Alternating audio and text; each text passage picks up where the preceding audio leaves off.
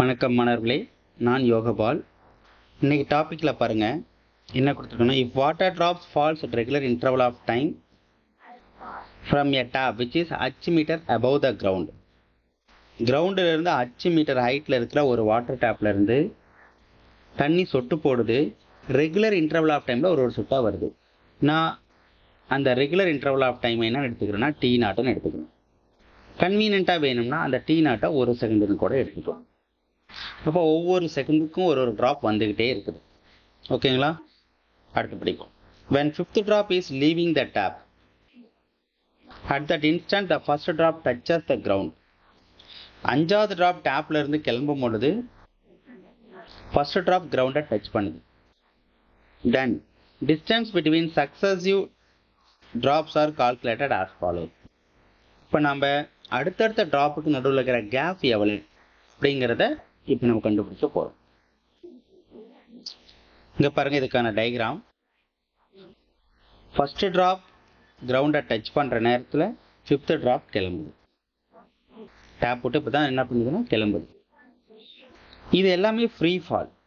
நமக்கு already free ஃபால்ல nth செகண்ட்ல டிஸ்பிளேஸ்மெண்ட்டுக்கான formula Sn is equal to u plus g by 2 into 2n minus 1.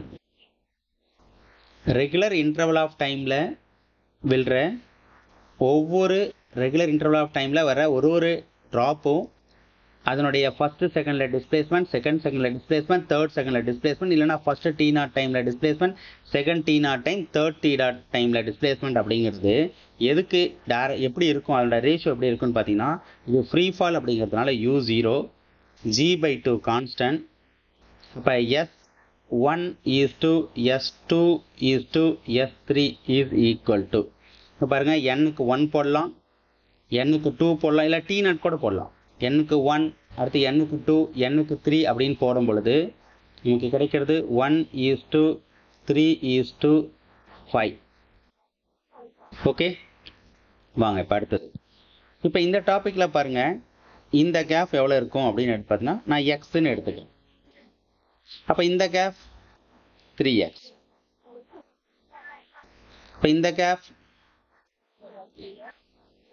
5x, இப்போ இந்த gap 7x. First டி நாட்ல displacement x, second டி நாட்ல டிஸ்பிளேஸ்மெண்ட் 3x, தேர்ட் டி நாட்ல 5x, ஃபோர்த் டி நாட்ல 7x. அப்போ டோட்டல் டிஸ்பிளேஸ்மெண்ட் அப்படின்னு பார்க்குறப்ப அதுதான் யாருக்கு ஈக்குவல்னா height of the tape from the ground. Tape கிரவுண்ட்ல இருந்து இருக்கிற ஹைட்டுக்கு ஈக்குவல். அப்போ எவ்வளோன்னு பாருங்க, x plus 3x plus 5x plus 7x is equal to 16x. h is equal. அப்போ x வேணும்னா x is equal to h by 16. So நமக்கு டோட்டல் ஹைட் கொடுத்துட்டாங்கன்னா ஃபர்ஸ்ட் ட்ராப் எவ்வளோ ஹைட்ல இருக்கும் அப்படின்னு பார்த்தீங்கன்னா, ஃபர்ஸ்ட் ட்ராப் இருக்கிற ஹைட், ஃபர்ஸ்ட் ட்ராப் அது 16x. Second drop அப்படின்னு கேட்டீங்கன்னா இதை மட்டும் ஆட் 9x. இந்த மாதிரி ஒவ்வொரு ட்ராப்பா போடலாம். ஸோ நமக்கு தெரிய வேண்டியது என்ன அப்படின்னு பார்த்தீங்கன்னா, எக்ஸ் மட்டும் தெரிஞ்சுட்டா ஒவ்வொரு ட்ராப்பும் டேப்ல இருந்து எவ்வளோ ஹைட்ல இருக்குது அப்படின்னு கண்டுபிடிச்சிடலாம். அதே மாதிரி ஒவ்வொரு ட்ராப்பும் கிரவுண்ட்ல இருந்து எவ்வளோ ஹைட் இருக்குதுன்னு கண்டுபிடிக்கலாம். கிரவுண்ட்ல இருந்து எவ்வளோ ஹைட் அப்படின்னு கேட்டிங்கன்னா, மொத்த ஹைட்ல இது மொத்த ஹைட், இது h1 ஃபர்ஸ்ட் ட்ராப் டிராவல் பண்ணி டிஸ்பிளேஸ்மெண்ட், இல்லைன்னா கிரவுண்டுக்கும் டேப்புக்கும் நடுவில் இருக்கிற டிஸ்டன்ஸ் h1. இப்போ சப்போஸ் தேர்ட் ட்ராப் எவ்வளோ ஹைட்ல இருக்குது அப்படின்னு பார்த்தீங்கன்னா, இங்க ஒரு 3x பிளஸ் x 4x. அப்போ h1ல இருந்து 4x சப்ராக்ட் பண்ணுனா ரிமைனிங் இருக்கிறது எவ்வளவா இருக்கும் அப்படின்னு பார்த்தீங்கன்னா, ரிமைனிங் இருக்கிற ஹைட்டு தான் இந்த ஹைட். ஸோ என்ன கேட்டாலுமே இந்த கொஸ்டினுக்கு நம்ம ஆன்சர் பண்ண முடியும். சரி, இந்த மாதிரி கொஸ்டினை இன்னும் ஒரு ஷார்ட்கட் ஃபார்முலா வச்சு நம்ம போடலாம். அது என்ன அப்படின்னு பார்த்தீங்கன்னா, கவனிங்க, மொத்த number of drops n drops, total number of drops n drops. அதுல ஃபர்ஸ்ட் டிராப் கிரவுண்ட் இருக்கணுன்ற அவசியம் கிடையாது. ஃபர்ஸ்ட் டிராப் டிராவல் பண்ண ஹைட் வந்து பார்த்தீங்கன்னா h1. டேப்புக்கும் ஃபர்ஸ்ட் ட்ராப்புக்கும் நடுவில் இருக்கிற டிஸ்டன்ஸ் எவ்வளோனா h1.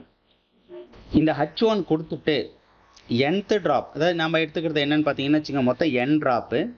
n ட்ராப்பில் ஃபர்ஸ்ட் ட்ராப் ட்ராவல் பண்ண ஹைட் வந்து பார்த்தீங்கன்னா h1. இதை வச்சுக்கிட்டு நம்ம என்ன கண்டுபிடிக்கலாம்னா mth ட்ராப். mங்கிறது என்னவா இருக்கலாம், செகண்ட் ட்ராப்பாக இருக்கலாம், தேர்ட் ட்ராப்பாக இருக்கலாம், எந்த ட்ராப் வேணாலும் கொடுக்கலாம். mth ட்ராப்போட ஹைட் கேட்டாங்கன்னா அதுக்கு ஒரு ஃபார்முலா இருக்குது, ஷார்ட்கட் ஃபார்முலா.